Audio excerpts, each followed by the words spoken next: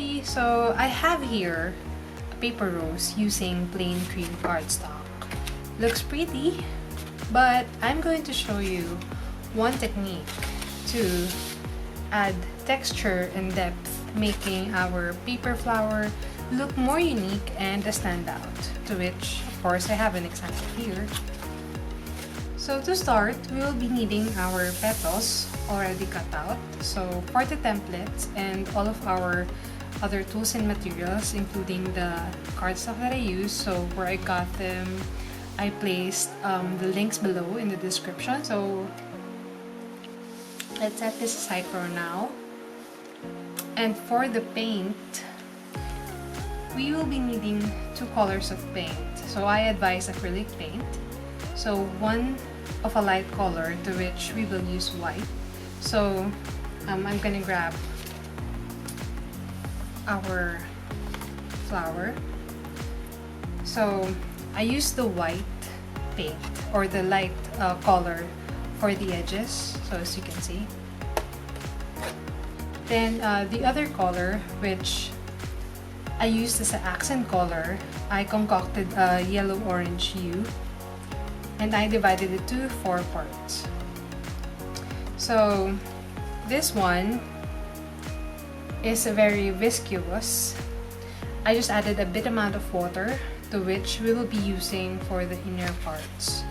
So this example right here, if you like see a darker streak coming out, so that's what I used it for.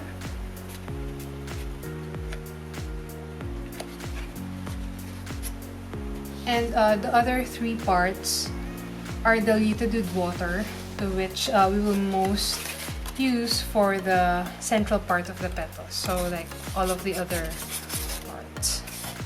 So I made a video of how I mixed up the color for this, also in the description below. You are very free to use pre-made colors. I just love to combine my colors, so again, link below. So most especially for paper roses, you have a bud, to which, so this part, which mostly conceals a face or side of the petal. So as you can see, this part is just visible. So for this flower, I will only paint one side of a number of bud petals. So for example, for this part, I used 8 pieces of this petal. So this will be just painted on one side. So I'll set this aside for now, and we're almost there, beginning the process. So to apply the paint, I used an artist or painter sponge, but just a portion of it, because this is kind of big for my petal sizes. So yeah, so I've got a few pieces. I also have a paintbrush, which is very handy, and this is what I normally use for the viscous paint, to like apply a dab and then just spread it out. So now let's begin. This flower has 3 petal variations, so I'll sample one each. So also what comes in handy is a cup of water to like clean your paintbrush, and also of course tissue paper or paper towel. So for the sponges, I usually have 1 piece of sponge for each. So as you can see, mine is already used. It doesn't really matter because the old paint is dried up, so I'm just reusing it. Okay, so I have 1 sponge for each, one for white, one for the viscous paint, and then one for the diluted paint. So let's begin. I usually begin with white. So dab your sponge to the paint, and then, okay, so this is a bit too much, but yeah, so just start placing it like that.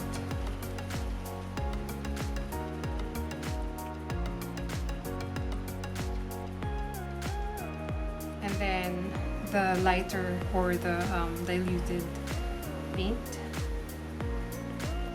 So the middle part.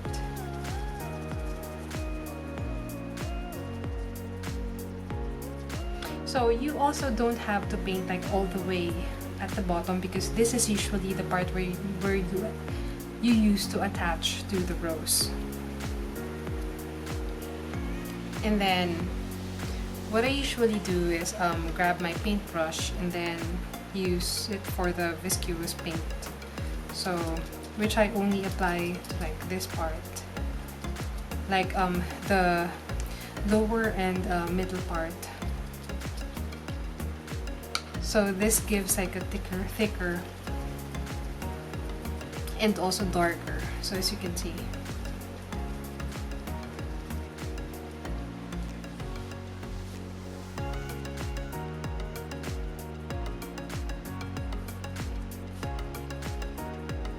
And you can go back, for example white. So I want to like add more white here, or more orange here. So as I've said, for this bud petal, so paint only one side. So this is good. So I'll set it aside and let it dry for now. And then let's paint the others. So a few tips: you don't have to like dab your sponge to your paint every time. So it's like there will be some residue, so just use that. So it will also save you on some paint.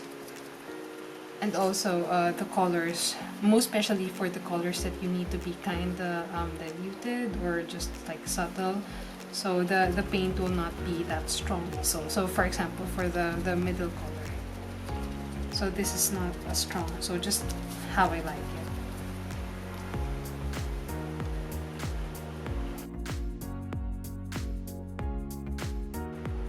Then let's paint the other side.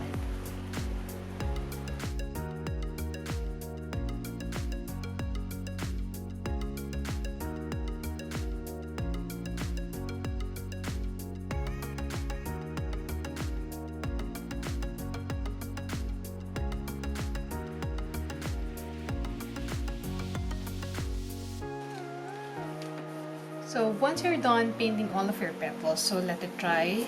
You can sun dry it or leave it in front of an electric fan to dry. Once all of your petals have been done, it's time to assemble it. So I will not say any instructions anymore. It will just be a sped up video. The full tutorial with instructions is linked on the description below, so check it out.